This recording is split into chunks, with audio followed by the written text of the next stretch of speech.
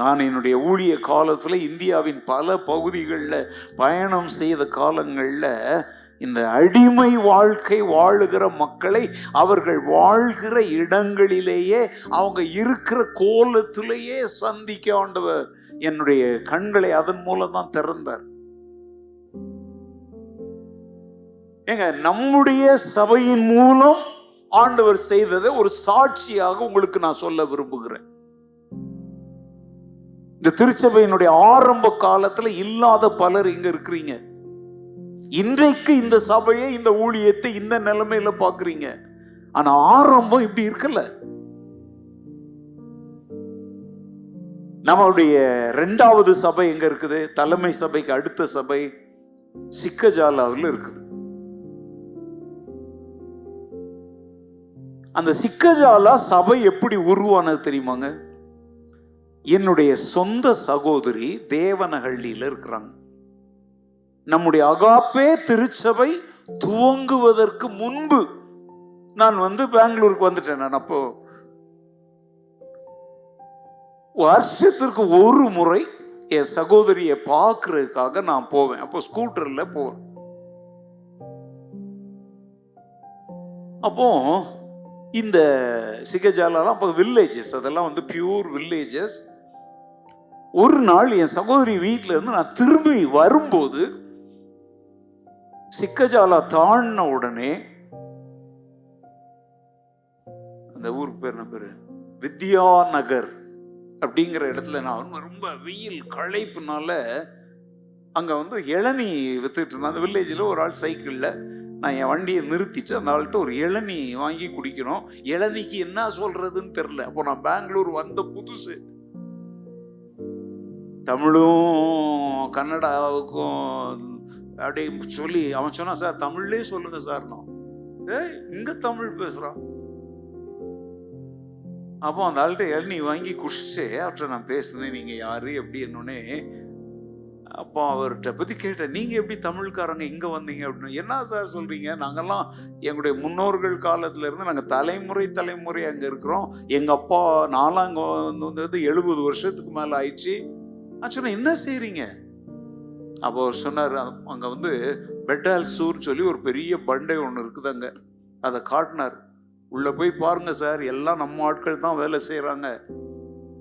அப்போ அந்த ஆள் எனக்கு சில விவரங்களை தனக்கு தெரிந்த ஒரு அந்த வியாபாரி என்ன சொல்ல தர முடியும். நான் என்ன பண்ணேன் அப்படின்னாக்க, ஒரு 2-3 நாள் கழிச்சு அந்த இடத்துக்கு நானே போனேன். உள்ள போனேன், எல்லாம் தமிழ் மக்கள். அப்ப எனக்கு ஒரு தொடர்பு கிடைத்தார். அவருடைய பெயர் ஞானராஜ். அவர் திருநெல்வேலி மாவட்டத்தை சேர்ந்தவர், கிறிஸ்தவர். அவரை கண்டுபிடிச்சேன். சர்ச்செல்லாம் கிடையாது. நம்ம அங்க போய் ஊழியத்தை ஆரம்பித்த காலத்துல எல்லகங்கால ஒரு கன்னடா சர்ச் இருந்துச்சு. அதை விட்டாக்க தேவனஹள்ளியில ஒரு மார்த்தோமா சர்ச் இருந்துச்சு. இதற்கு இடைப்பட்ட எந்த இடத்துலையும் ஒரு வீட்டுல கூட என்ன நடக்கல, ஆராதனை நடக்கல. அந்த சூழ்நிலையில தான் அந்த இடங்களை போய் நான் சந்தித்தேன். ஓகே, இதற்கப்புறம் காலங்கள் கொஞ்சம் அப்படி உருண்டு ஓடிச்சு.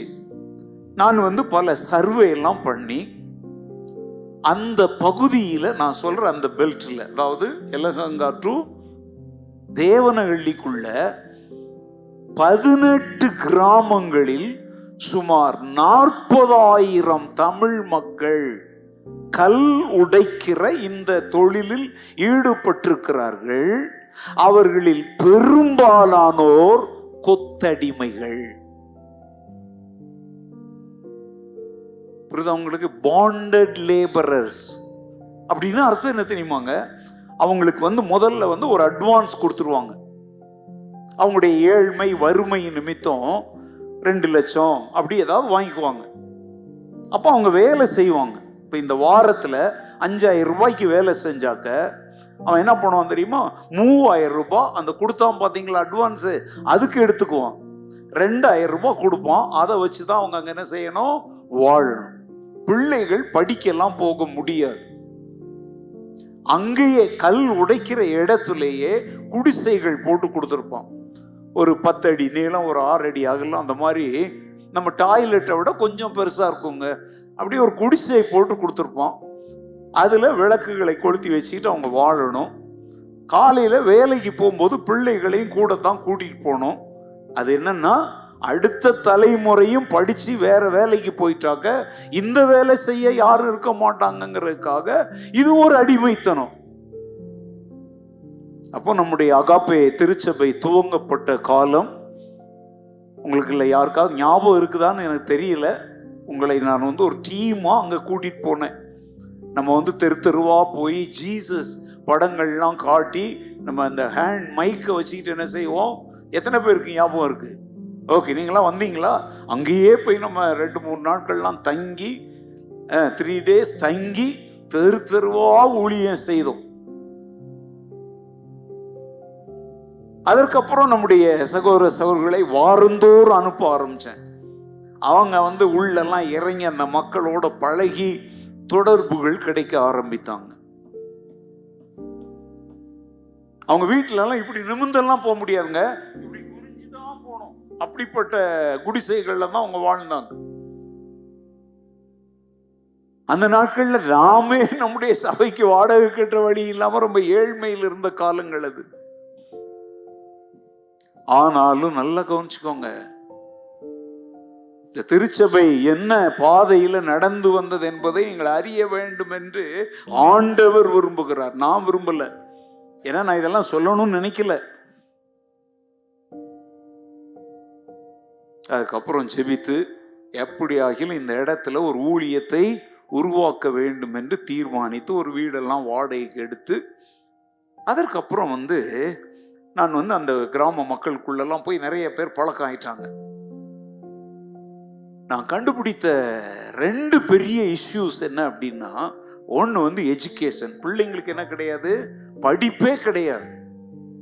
இவங்க காலையிலிருந்து சாயங்காலம் வரைக்கும் வேலை செய்யணும். அவங்கள கண்காணிக்கிறதுக்கு எப்படி இஸ்ரவேல் மக்கள் எகிப்துல வாழ்ந்த காலத்துல அந்த செங்கல் அறுக்கிற வேலையில அந்த கண்காணிகள் அவங்கள கொடுமை செய்வாங்க, அத மாதிரி எப்போதுமே கத்தி, வாள், துப்பாக்கி இதெல்லாம் வச்சுக்கிட்டு அவங்கள கண்காணிப்பாங்க. ஏன்னா ஓடி போயிடக்கூடாதுங்கிறதுக்காக.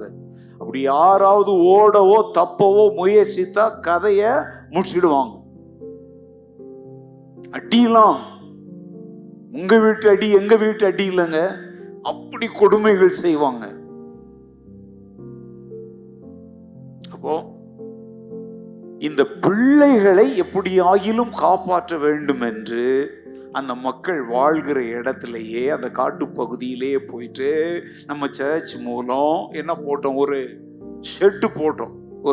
இந்த தென்னை ஓலை மூலம் போட்டு நம்முடைய சபையினுடைய இருந்த அந்த காலத்துல இருந்த ஒரு முத்தான பிள்ளை மஞ்சுளா, அவளை அங்க என்ன செய்தோம்னா அந்த பிள்ளைகளுக்கு கேர்டேக்கரா போட்டு காலையிலிருந்து சாயங்காலம் வரைக்கும் அவங்களுக்கு அங்க பள்ளிக்கூடம், அது அவங்களுக்கு சாப்பிட்ற பொருட்கள், மதிய உணவு, சாயங்காலம் சுண்டல், அது இதுன்னு கொடுத்து அங்க அப்போ அந்த பெற்றோர் என்ன செய்ய ஆரம்பித்தாங்க, முதலாக அவங்க பிள்ளைங்களை படிக்க அனுப்புறாங்க.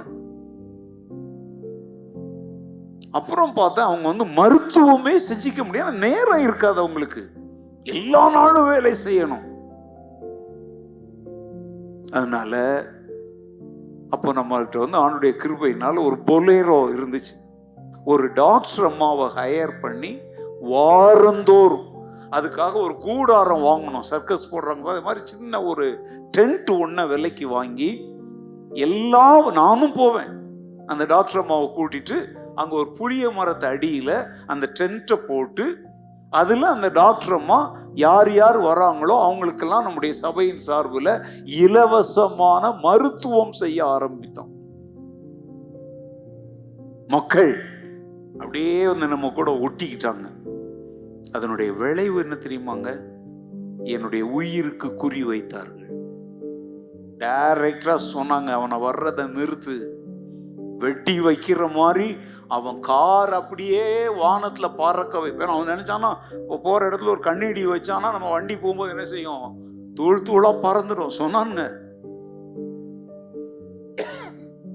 அவன் ஃபாதரோ எவனோ இங்க உள்ள வரக்கூடாதுன்னு சொல்லுங்க, இங்க உள்ள வந்துட்டு அவன் உயிரோட என்ன செய்ய மாட்டான், திரும்பி போகும். அவங்க அப்படிதான் செய்வாங்க, ஏன்னா அவங்க கிட்ட துப்பாக்கிகள்லாம் உண்டு. ஆனா அதையும் தாண்டி அந்த மக்களுக்கு சேவை செய்ய கர்த்தர் உதவி செய்தார்.